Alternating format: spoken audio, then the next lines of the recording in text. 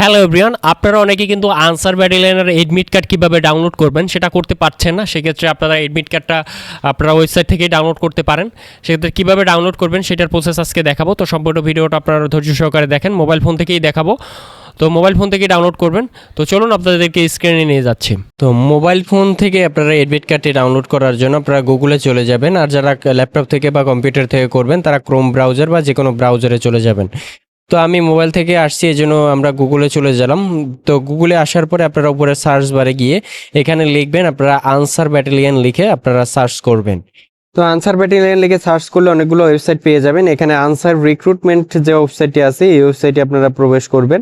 তো এখানে প্রবেশ করার পরে এরকম দেখতে পাবেন। এরপর এখান থেকে লগ ইন অপশনে ক্লিক করবেন। তো লগ ইন পেজে আসার পরে আপনারা প্রথমে এখানে সিলেক্ট সার্কুলার, অ্যাপ্লিক্যান্ট আইডি এবং পাসওয়ার্ড অপশন পাবেন। তো এখানে প্রথমে সিলেক্ট সার্কুলার থেকে আপনি যে সার্কুলারে আবেদন করছেন সেই সার্কুলারটি সিলেক্ট করবেন।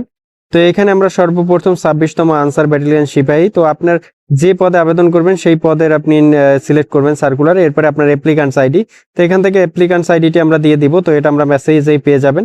এরপরে আপনারা আপনাদের পাসওয়ার্ডটি দিয়ে দেবেন। এরপরে পাসওয়ার্ড দিয়ে দেবেন। এরপরে পাসওয়ার্ডটি দিয়ে দেওয়ার পরে নিচে আপনাদের যে ক্যাপচা যে অপশনটি থাকবে, এখান থেকে যে ক্যাপচাটি আছে এই ক্যাপচাটি আপনারা লিখে দিবেন দেখে দেখে। তো ক্যাপচাটি যখন আপনাদের লেখা শেষ হয়ে যাবে, এরপরে আপনারা লগ ইন যে অপশনটি আছে এই লগ ইন অপশনে আপনারা ক্লিক করে দিবেন। তো ক্লিক করে দেওয়ার পরে এখানে কিছুক্ষণ ওয়েট করার পরে আপনি এখানে দেখতে পারবেন প্রিন্ট এডমিট কার্ড এবং ভিউ অ্যান্ড প্রিন্ট ফর্ম। তো এখানে আপনি এডমিট কার্ড এবং আপনার আবেদন কপি দুইটাই পেয়ে যাবেন। তো প্রথমে আমরা প্রিন্ট এডমিট কার্ড যে অপশনটি আছে এইটা আমরা ক্লিক করব।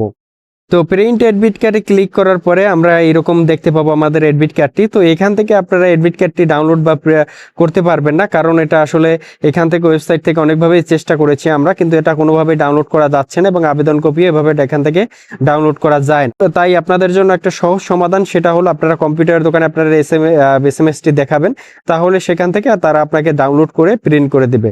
তো এটাই হবে আপনাদের জন্য সহজ সমাধান। সো আপনারা এখান থেকে শুধু দেখে নেবেন যে আপনার এডমিট কার্ডটি দেখা যায় কিনা। আশা করি আপনারা বুঝতে পারছেন।